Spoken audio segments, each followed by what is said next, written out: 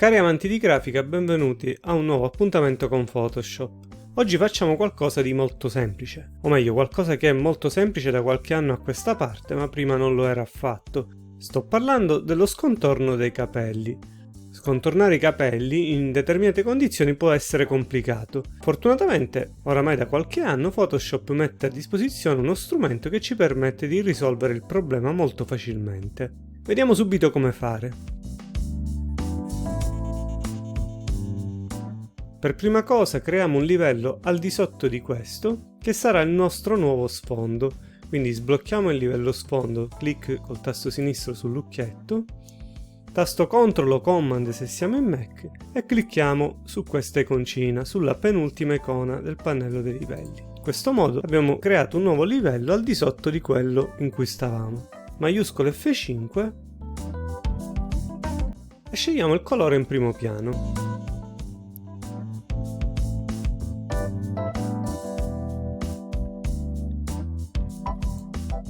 Ok, andiamo a vedere un po' il colore. Eccolo qua, questo sarà il nostro nuovo sfondo. Ritorniamo al livello della nostra modella.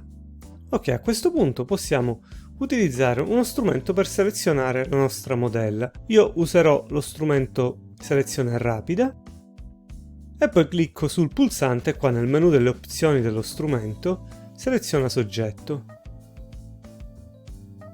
Se abbiamo uno sfondo un po' più complesso, ovviamente abbozzeremo una selezione migliore del corpo, magari non perfetta nei capelli, e poi la miglioreremo. Come? Cliccando in questo pulsante, seleziona e maschera. Ecco qua, vediamo cosa succede sullo sfondo che abbiamo creato.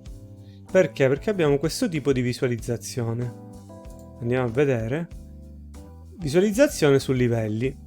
Abbiamo pure la possibilità di vedere proprio il tratteggio, la nostra selezione, oppure un sovrapponi, ecco, con un metodo di opacità al 30%, beh, insomma questo lo impostate voi, ma io direi di lasciare così, poi andiamo a vedere sullo sfondo come sta. Allora, per prima cosa facciamo un po' di zoom con CTRL+ o Command+, possiamo aggiungere queste parti di capelli che non è inserito, e quindi andiamo sul primo strumento selezione rapida,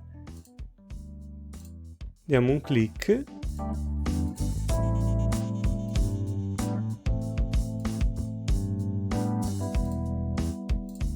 non dobbiamo essere precisi, però su per giù, ecco, qualche parte che non è stata presa. Se fate clic e vi succede una cosa di questo tipo, non vi preoccupate, basta che cliccate qui sul pulsante meno e ricliccate e a poco riimpostate come era prima. Rimettiamo il più, facciamo pure queste parti qua sotto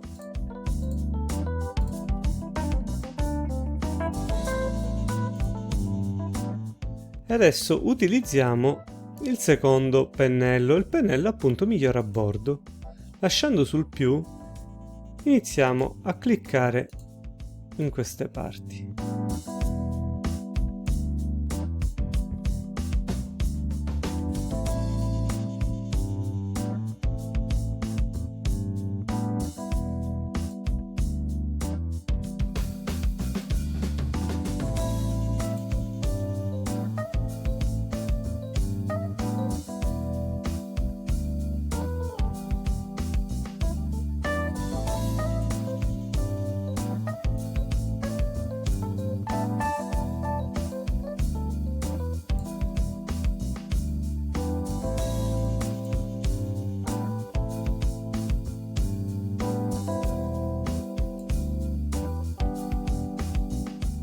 Ok, oltre il bordo possiamo andare pure all'interno. Vedete qua abbiamo ancora tracce di grigio dello sfondo della modella.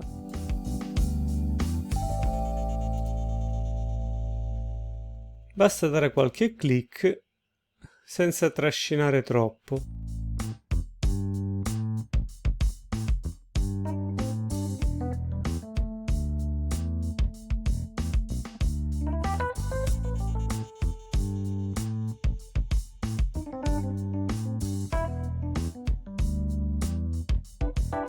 Ok, mi sembra abbastanza interessante.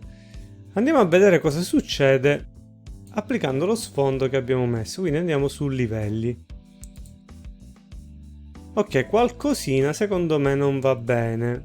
Vedete qua abbiamo perso un po' di dettagli del capello, ecco. A questo punto, per recuperarli, possiamo utilizzare questa spunta. Decontamina colori.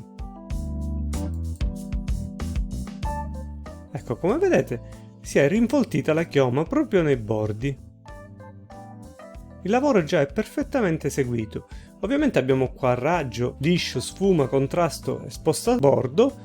In certi casi può aiutare, ma io in questa situazione non ne ho avuto completamente di bisogno. Come vediamo in output è impostato su un nuovo livello con maschera di livello. A noi ci può star bene, quindi confermiamo. E come vedete abbiamo creato un nuovo livello con la maschera di livello. Clicchiamo Alt sulla maschera e questa è la nostra bellissima selezione. Clicchiamo fuori nella miniatura. Il nostro livello 0 ovviamente è nascosto. E come vedete il risultato è ottimo. Se il video vi è stato utile mettete un like, seguitemi sul mio canale YouTube e sulla mia pagina Facebook. Se non volete perdere consigli per aspiranti grafici vi consiglio anche di visitare il mio blog. Ci vediamo al prossimo appuntamento e buon fine settimana. Ciao!